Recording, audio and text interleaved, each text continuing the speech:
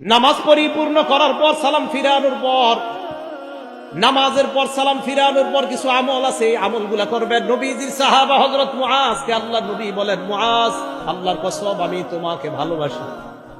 আবার বললেন, মুআজ আল্লাহর কসম আমি তোমাকে ভালোবাসি।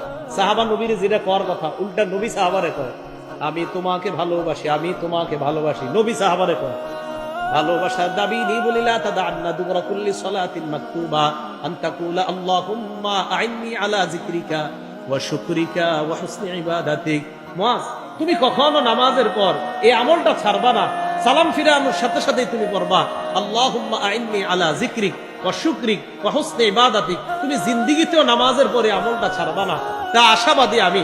আপনারা সালাম ফিরানোর পর ইমাম সাহেব যারা আছি, আমি আলহামদুলিল্লাহ আমরা যারা আছি, আমি যেই যে মসজিদগুলা আমার তদারকিতে আছে সব মসজিদে আমলগুলা সালাম ফিরানোর পর মুসল্লিদেরকে আমল করার সুযোগ দেওয়া। তো আল্লাহুম্মা আইন্নি আলা যিকরিক ওয়া শুকরিক ওয়া হুসনি ইবাদাতিক, এই আমলটা করা। আর আস্তাগফিরুল্লাহ আস্তাগফিরুল্লাহ 3 বার পড়া, আস্তাগফিরুল্লাহ আস্তাগফিরুল্লাহ 3 বার পড়া। আর কিছু তাসবিহাত আছে, 3 বার সুবহানাল্লাহ, 3 বার আলহামদুলিল্লাহ, 33 বার সুবহানাল্লাহ, 33 বার আলহামদুলিল্লাহ, 33 বার আল্লাহু আকবার। 99 হওয়ার পর 34তম বারে পড়বেন, মানে 34তম বার মানে আল্লাহু আকবার 33 বার বলার পর 34তম, আর 3 33 99 হওয়ার পর 100তম বারে পড়বেন লা ইলাহা ইল্লাল্লাহু ওয়াহদাহু লা শারীকা লাহু লাহুল মুলকু ওয়া লাহুল হামদু ওয়া হুয়া আলা কুল্লি শাইইন কাদির। এই দোয়াটা যদি কেউ পড়ে, রাসূল আকরাম সাল্লাল্লাহু আলাইহি সাল্লাম বলেন এই 100 বার হওয়ার পর গুফিরাত খাতায়া ওয়া ইন কানাত মিসলা জাবাদিল বাহরি, সমুদ্রের ফেনা পরিমাণ গুনাহ হলেও তার গুনাহ না। আরেকটা পড়েন আমার সাথে, সুবহানাল্লাহি ওয়া বিহামদিহি, বাস এটুকুই 100 বার বাবা। এটা যদি 100 বার পড়েন, আল্লাহ নবী বলেন এটা পড়লেও সমুদ্রের ফেনা পরিমাণ গুনাহ যদি হয় তার গুনাহ আল্লাহ মাফ করে দেয়।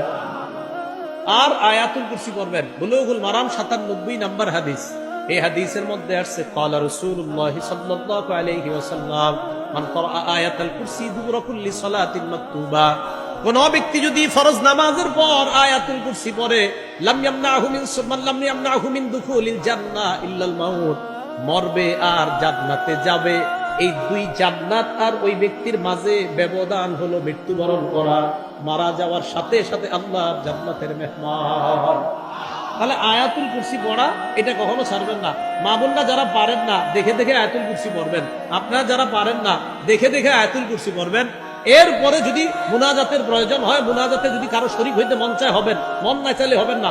কোনো আলেম বলে না যে মুনাজাত নামাজের অংশ, এটা আপনারা শুধু শুধু ইমামদের উপর অভিযোগ দেন।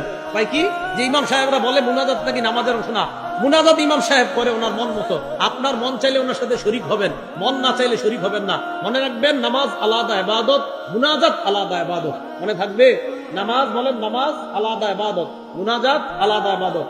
কোন মুসল্লি যদি মন চায় আমি মুনাজাত করবো না, আমি দাঁড়ায় সুন্নত করবো, আপনি বলেন আপনার কোন ইমাম না করছে কোনোদিন, আন্দাজে অভিযোগ দেন কেন? এই জন্য আপনার এরপরে যদি মন চায় উনি মুনাজাত করলে আপনার মন চাইলে ওনার সাথে মুনাজাতে শরীক হবেন, মন না চাইলে শরীক হবেন না। যদি কোন কোথায় আলা ইবনে হাজরামি রাসূল সাল্লাল্লাহু আলাইহি সাল্লামের সাহাবা ফজরের নামাজের পর মুনাজাত করছে, অন্য যারা সামনে ছিল তারা আমিন আমিন বলছে। তারা কি বলছে? আমিন আমিন বলছে। এটা বলার পরে এখন কি বলবে জানেন না অনেকে, হুজুর উনি তো ক্ষেত্র বিশেষ মুনাজাত করছে। অনেকে বলবে কি ক্ষেত্র? তখন বলবে আলা হাজরামি, নবীর সাহাবা আলা হাজরামি তখন বিপদ ছিল খুব, ওই বিপদ থেকে মুক্তির জন্য ফজরের পরে মুনাজাত করছে। আমি জানি এই কথাটা অনেকে বলবে যে আলা হাজরামি বিপদে ছিল, বিপদ থেকে মুক্তির জন্য মুনাজাত করছে। আমরা মুসলমানরা কি কম বিপদে আছি? যদি বলেন না আমি তো হুজুর পুরো বিপদ মুক্ত, তো ঠিক আছে মাশাআল্লাহ, আপনি খতিব হয়ে যান মসজিদে, কিন্তু আপনি এত পেরেশান মুক্ত। একজন খতিব আলোচনা করার আগে হাজারো চিন্তা করে তার একটা আলোচনা করতে হয়। তাহলে মুনাজাত করছে কিনা আলা হাজরামি। বাকি বললাম মুনাজাত এটা বাড়াবাড়ির জিনিসটা।